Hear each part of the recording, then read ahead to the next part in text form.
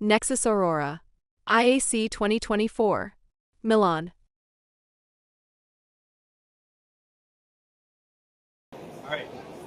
So the paper, thank you everybody for coming. The paper I'm presenting here today, the feature unfold, simplified polyhedral space habitat model deployment using a contiguous unfolding method. This is a method for deploying polyhedral space habitat models.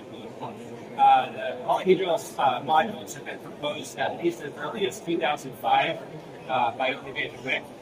And offer many benefits over the simple complex. More information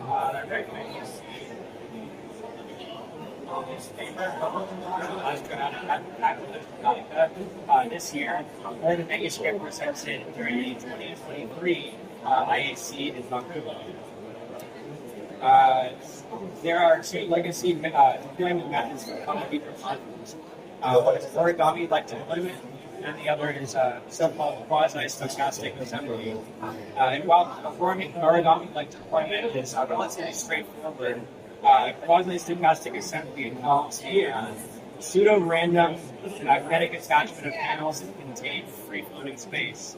I think both of these methods have drawbacks that limit their functionality and cost effectiveness.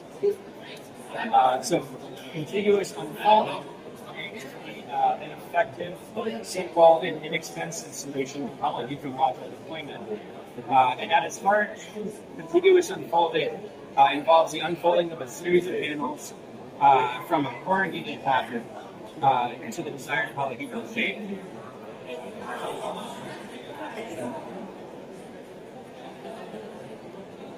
So, to start, a polyhedron can be represented as a two-dimensional net, in which case a cube is depicted flattened into a net. And while there may be many possible nets for a given polyhedron, there's a subset where each face is connected to no more than two other faces.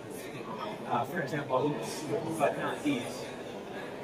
And I call that a linear net.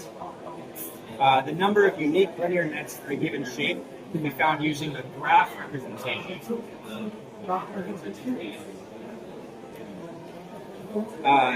Where each node represents a face on the polyhedron, and the connections represent the adjacent faces. Now,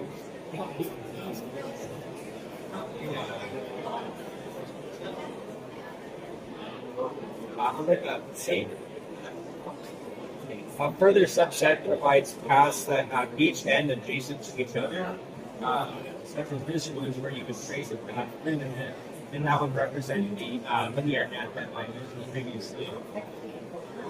So, four distinct deployment profiles were identified for this type of deployment: simultaneous, individual, staged, and progressive.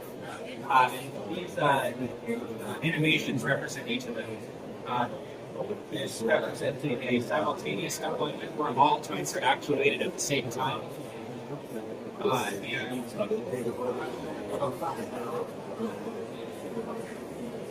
This represents the individual where only one joint is actuated at a time. This represents a staged deployment where groups of joints actuate simultaneously. And finally, this represents a progressive deployment where all of the joints are actuated at different non-consecutive times. And while the simultaneous and progressive profiles are undoubtedly the fastest, in the context of module deployment, risk minimization is much more important than speed. It's for this reason that the individual deployment profile is the least risky for things like collision during deployment. It's preferred in that respect. So, onto the joint actuation. A joint actuation involves the rotating of two panels about their common joints. And traditional actuators might be too heavy, bulky, or ultimately complicated for something that will ultimately be just used once during deployment. And so an ideal solution should be lightweight, small, removable, and possibly reusable. It's for this reason that shape memory alloys like nickel titanium are ideal for nickel titanium alloy can be formed into a torsion spring shape and then heat treated at the specific angles so that while on the panel modules, an electric current can be sent through the torsion spring, heating it up to its critical temperature, causing it to actuate gradually into the final desired shape and then cool down after inducing the torque on the panels. So, when compared to origami like deployment or quasi-stochastic assembly, the contiguous unfoldment method represents a simple, inexpensive, and lightweight method for the compact stowage and deployment of polyhedral space modules. At that, I accept any questions that any of you might have. Thank you. We know that I have no. We need to use.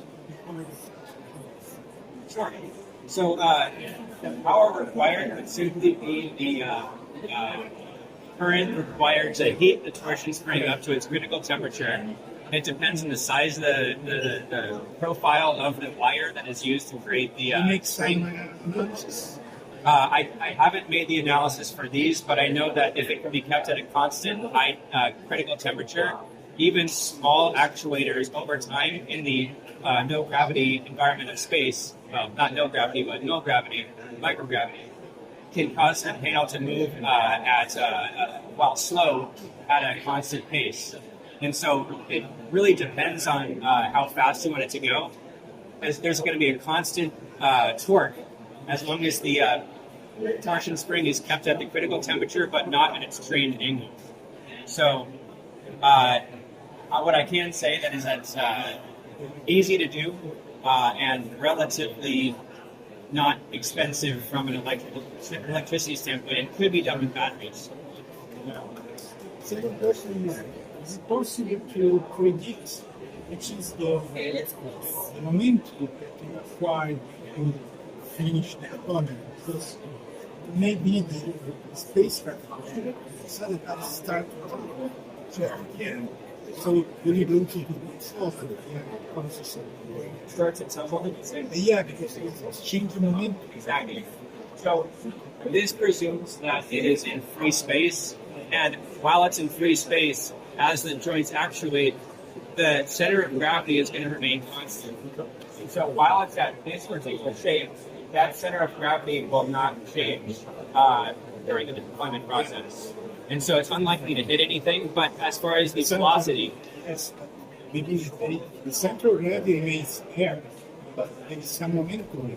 Well, I'm getting a different, so maybe it can change the momentum. yeah, so it's in addition to maintaining the center of gravity, it must maintain the conservation of angular momentum. So it's going to be static at the end of the deployment as long as nothing's moving. Thank you.